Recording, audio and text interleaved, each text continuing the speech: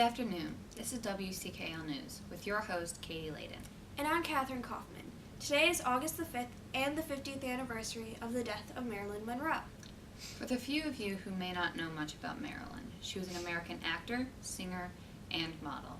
She became wildly famous, starring in a number of movies, and had her own hit single, Diamonds Are a Girl's Best Friend. But square cut or pear shape, these rocks don't lose their shape. Diamonds are a girl's best friend. Monroe had 3 marriages, all of which ended in divorce. The first was to James Daughtry, the second was to Joe DiMaggio, and third to Arthur Miller. She also suffered from 2 miscarriages and 1 ectopic pregnancy.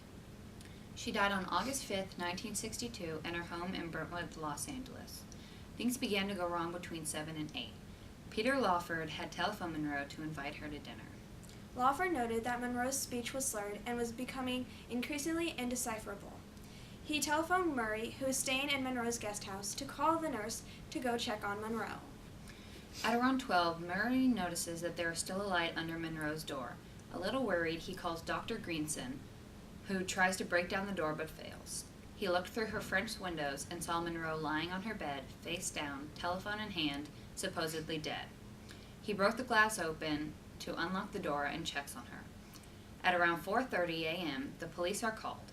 The 2 doctors and Murray are questioned, and they indicate the time of death was around 12:30 a.m. The police noted that the room was extremely tidy. The police also noted that the bedside table consisted of several pill bottles, with nothing to wash them down. Monroe was known to gag on pills even when she swallowed them with water. Later, a glass was found lying on her bedside table, but the police claimed that it was not present when they searched her room. All of this led to many theories of how Monroe was killed.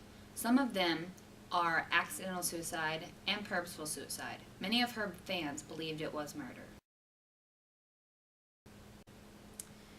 And now we have our field reporter. Hi, I'm here with Betty Lou Kohler. I'm going to ask her some questions. Okay. How old were you when Marilyn died? Wow, that's a good question. I don't think I can count that high. Let me see.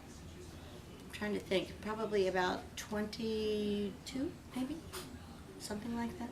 Okay, what did you think about her movies and music?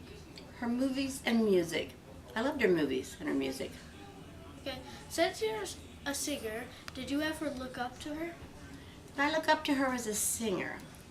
Well, I was a performer and a singer, and yes, I did. She had her own style that was very different from anyone else. That's the reason she was such a star. Where were you when Marilyn died? I actually was living in Washington, D.C. at the time. What did you think about her death? I thought it was tragic. I thought it was very sad. She was an excellent performer.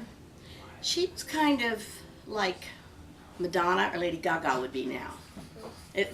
That's about what she was like. And so it was really very sad and tragic when she died, because although she was an excellent performer, I think she was really very sad inside. I don't think she was as happy in her personal life as she was when she performed. Okay, Are there any other questions? that's all. Okay, well thanks. That was fun. And thank you, Betty Lou, for letting us interview you. Yes, thank you. We have also put together a slideshow of some of Marilyn's most famous moments. Take a look. I wanna be loved by you, just you, nobody else but you. I wanna be loved by you alone, boop boop doo. I wanna be kissed by you, just you, nobody else but you. This is WCKL News. I'm Catherine. And I'm Katie. Tune in tomorrow to see the ACT scores for Oldham County.